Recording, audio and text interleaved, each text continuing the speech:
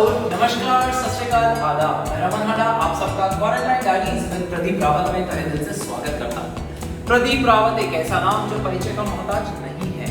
कभी तो आपने इन्हें गजनी के रूप में देखा, तो कभी लगान के देवा के नाम से जाना, और हाँ, आप इन्हें महाभारत के अश्वत्थामा के रूप में भी देख चुके हैं। 250 बॉलीवुड और साउथ की फिल्मों में किरदार निभाने के बाद आज हमसे मुलाकात करने जा रहे हैं प्रदीप रावत। हेलो हांडा जी, कैसे हैं आप? क्वारंटाइन हेलो और ऑडियंस को भी हेलो।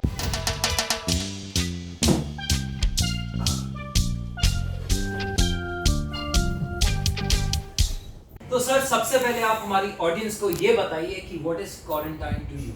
भाई, क्वारंटाइन जो मेरे लिए है वो सबके लिए है। सबको सब कुछ पता है, कुछ ज्ञान देने की जरूरत नहीं है। यही है, सोशल डिस्टेंसिंग बना के रखा जाए जी, घर में रहो, सेफ रहो, दैट्स द बेस्ट वे। जी, बहुत अच्छा मैसेज दिया इन्होंने, stay home and be safe. तो sir, if I am not wrong, आप जबलपुर से हैं ना? जी हाँ। तो जबलपुर का के एक छोटे से शहर से लड़का कुछ सपने सजोए मुंबई सिटी ऑफ ड्रीम्स में आया।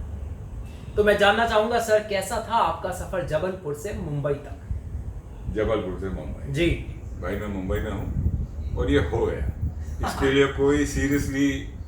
कोई सीरियसली मैंने कुछ भी नहीं किया। नियति में होना था, शायद इस वजह से हालात ऐसे बने जिन्होंने मुझे मुंबई भेज दिया। आप अच्छे दिखते हो, आवाज अच्छी है, ये है वो है, इस किस्म के बहुत सारे कमेंट हमें जीवन में मिलते रहते हैं। काफी सारी आंटी और चाचियां ऐसी बातें बोलती रहती हैं। ये तो सबके साथ होता है। आंटी चाची नहीं भाई, लड़कियां बोलती थी। अच्छा, लड़कियां बोलती। This is more important. हाँ, ऑडियंस प्लीज नोट कीजिए, इनको लड़कियों से कमेंट मिलते थे। तो जितने भी ऑडियंस हमारा ये शो देख रहे हैं, तो अगर आपको कोई भी लड़की बोलती है कि आप अच्छे दिखते हैं और आपकी आवाज अच्छी है, तो आप एक्टर बन सकते हैं। मैं जानना चाहूंगा कि आपको आपका पहला ब्रेक किसने और किस तरह से मिला? मतलब ये आपका चार्म काम किया या फिर इसके पीछे कोई और राज है?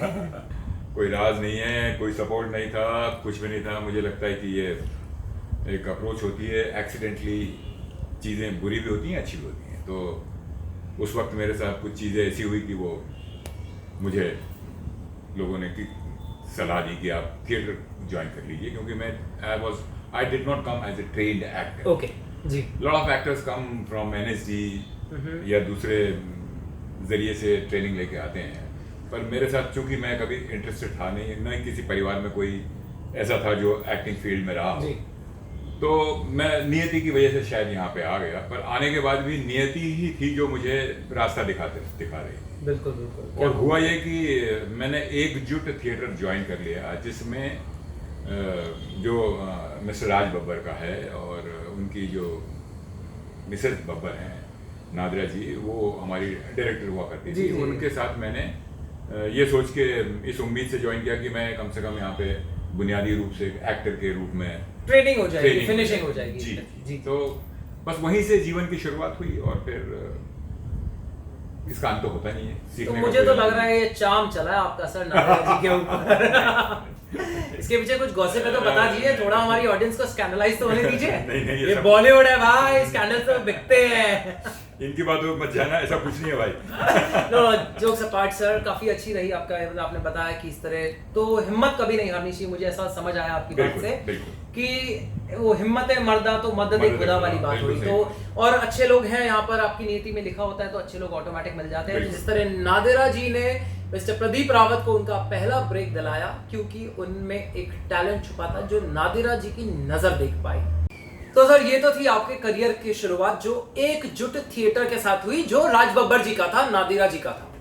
तो आपको प्रोफेशनली आपका एक्टिंग का पहला मौका जो मिला, वो क्या था और वो किसके जरिए मिला?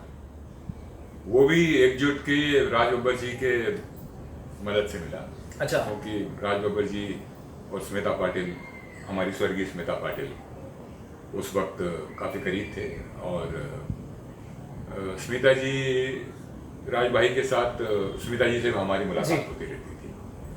तो स्मिता जी ने मुझे पूछा कि आप क्या करते हैं, इसके अलावा कहाँ के हैं, कैसे रहते हैं, कहाँ रहते हैं, वगैरह वगैरह। तो उन्होंने कहा कि मुझे एक बहुत बड़ा एपिक सीरियल बन रहा है जिसका नाम है महाभारत, जो टेलीकास्ट होने जा रहा है। टेलीकास्ट ओ अश्वत्थामा जी। अरे वाह वाह। तो मैंने कहा कि अरे अच्छा। वाह, तो मैंने कहा स्मिता जी मैं तो किसी को जानता नहीं हूँ। तो उन्होंने कहा कोई बात नहीं, तुम में है कुछ बात। अच्छा, और ये सीरियल क्या तुमको बात है। सूट करेगा, क्योंकि फिजिकली थोड़ा अच्छे लड़के, अच्छे योद्धा रूपी एक्टर्स चाहिए होते थे।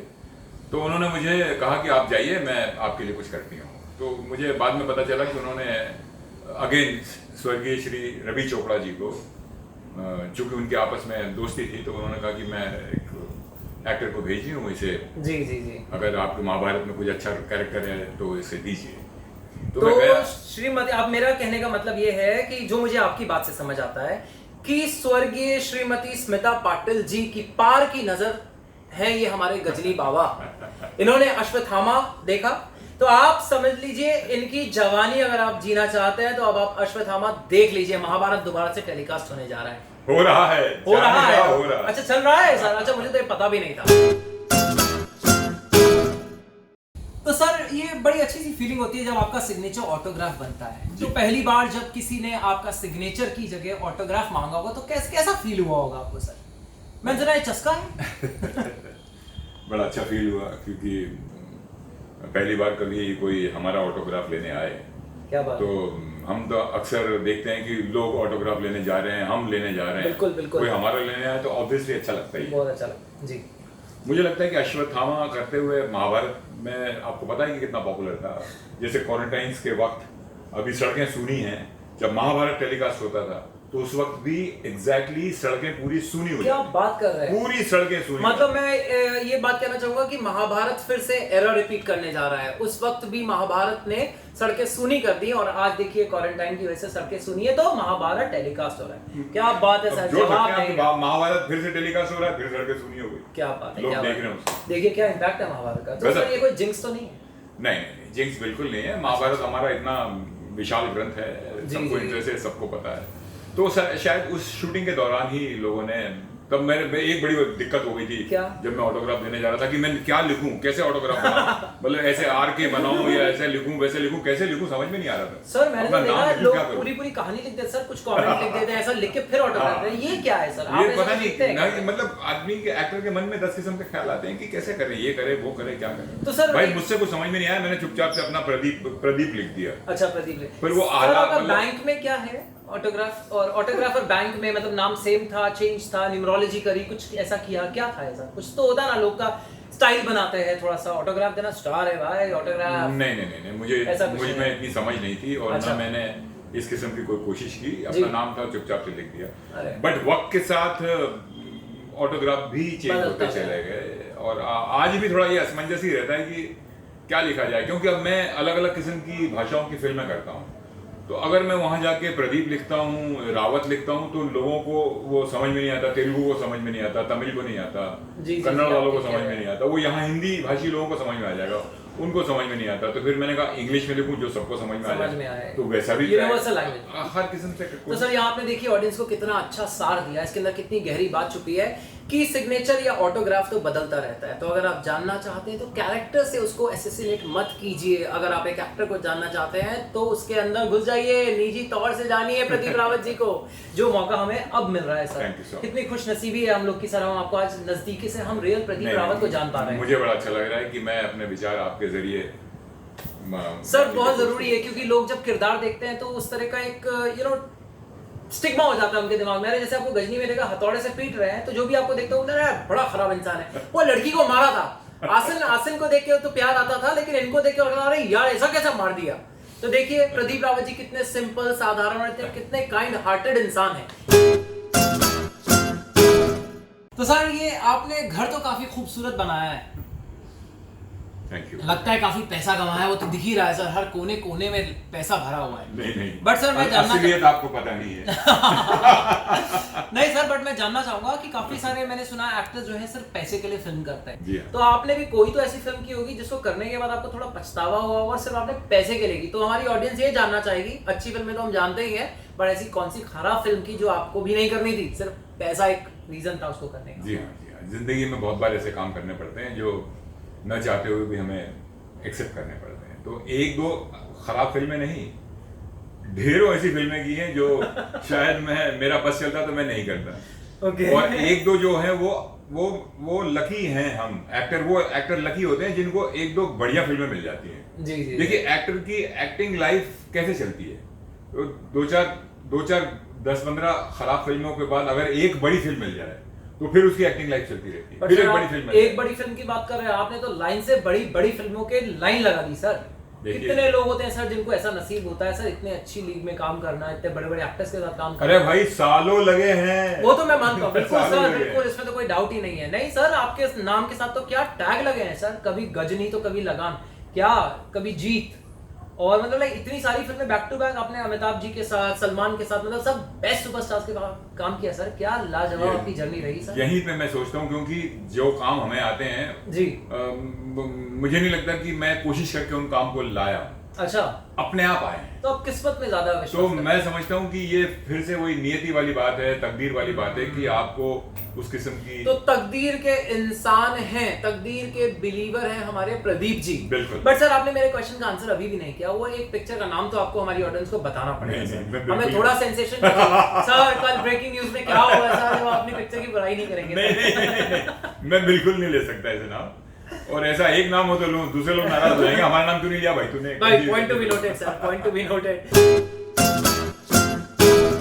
सर कभी ऐसा हुआ कि शूटिंग के दौरान आपको कभी किसी ने, एक्टर ने परेशान किया हो, को एक्टर ने, या सर आपकी थोड़ी मस्ती तो ली होगी। मुझे फंसाना चाह रहे हो, बड़ा स्कैंडलाइजिंग सवाल है भाई। अरे स्कैंडलाइजिंग नहीं है सर, बताइए। ऐसा हुआ है कई बार हुआ है, बहुत बार हुआ है। जैसे मैं तंग तो नहीं कह सकता, मतलब तंग भी है, पर वो उसका ज्यादा बेहतर होगा कि मैं कहूँ कि उन्होंने मेरी रैगिंग ली है। रैगिंग से हम सब लोग जानते हैं कि कॉलेज में, स्कूल में, हॉस्टल में रैगिंग होती है, यहाँ पर भी होती है। बॉलीवुड में रैगिंग भी होती है, बहुत जबरदस्त होती है। एक पूरे के पूरे इकट्ठे हो जाते हैं और एक आदमी को टारगेट कर देते हैं। Oh my God. और उसको रोज जब शूटिंग होती है उस ग्रुप की, उस फिल्म की, तब उसको टारगेट ही रखा जाता है। वो परेशान हो जाता है, तब इतना परेशान हो जाता है, दौड़ता भागता रहता है। इसमें अव्वल लोग हैं रजा मुराद, ओके, किरण कुमार, गुलशन ग्रोवर, ये तीनों बड़े खतरनाक एक्टर रहे हैं और इनके साथ मेरे को इतना काम करना पड़ा। ये लोग थोड़े बड़े सीनियर एक्टर्स थे, मैं शुरुआती दौर में इनके साथ था और इन्होंने मेरी जो बैंड बजाई है। तो सर आप ये शक्ति जी को भूल गए, मैंने सुना वो तो सबसे ज्यादा हंसी मजाक करते हैं, तो उन्होंने भी तो आपकी रैगिंग ली होगी फिर। रैगिंग तो शक्ति जी ने नहीं ली। अच्छा। शक्ति जी और अमरीश जी दो ऐसे मोस्ट बिजी विलन रहे हैं अपने वक्त में। साथ में कादर साहब थे जो कि अमरीश जी बड़े सीरियस किस्म के थे। उनको अच्छा। मतलब वो अपने काम में लगे रहते थे, जब शॉट आएगा तब इतने कदम चलना है, उतना कदम चलना है, ये क्या हो रखा है, वो क्या हो रखा है। वो उनको जब वो आते थे तो लोग सहम जाते थे भाई, अमरीश जी आ गए तो अभी वो आज भी उनके नाम से सर वाकई। तो वो सब ये रैगिंग के चक्कर में नहीं पड़ते थे। जी। और शक्ति कपूर ऐसे थे कि वो विलन तो थे ही, पर वो इतने अच्छे कॉमेडियन थे, इतना अच्छा हंसाते थे, पूरी यूनिट को हंसा के पूछे मत। तो उन्होंने रैगिंग तो नहीं ली, पर उनके साथ बड़ा सफर बड़ा अच्छा रहा। उस समय मुझे लगता था कि यार ये लोग तंग कर रहे हैं मुझे, अगले बार में शूटिंग आएगी तब अरे यार ये फिर से ये लोग मेरी बैंड बजाएंगे, ये होगा वो होगा। बट आज मैं सोचता हूँ कि क्या दिन थे वो यार, इनके साथ बड़ा मजा आता था। अब भी जब भी हम मिलते हैं तो याद करते हैं। बट सर इस वाक्य से मुझे एक चीज याद आती है कि शक्ति कपूर जी का जो डायलॉग है वो उन पर बिल्कुल फिट बैठता है। आपको भी याद होगा, नंदू सबका बंधु। जी। तो सर अब तक जितना भी आपका किरदार मेरे सामने आया, वो एक मैंने पर्दे पर जो आपके मैंने किरदार देखे सब विलेन के किरदार थे। तो विलेन की लाइफ में, रियल लाइफ में, मतलब मैं यहाँ पे रियल लाइफ की बात नहीं कर रहा हूँ, रियल लाइफ का रोमांटिक साइड जानना चाहूंगा। हमारे ऑडियंस को बताइए आपके लव लाइफ के बारे में, रियल लव लाइफ। देखिए पिक्चरों में लव लाइफ सिर्फ हीरो की होती है। विलन के हिस्से में क्या आता है? रेप, टॉर्चर, कपड़े फाड़ो, कूदो, फांदो, गिरो, मरो। पर होता यह है कि चूंकि इन्होंने सवाल किया है कि रियल लाइफ में कैसे हुआ, तो मैं रियल लाइफ में शायद कामयाब रहा। आज जो कैमरा ऑपरेट कर रहे हैं वो मेरी वाइफ है जिनका नाम कल्याणी है। वो कर्नाटक की हैं, कोंकणी हैं, पर उनसे मुलाकात मेरी हैदराबाद में हुई। एक मैं बड़ी फिल्म कर रहा था, वहाँ पे ये कैरेक्टर कर रही थी, वहाँ मुलाकात हुई, अच्छी लगी।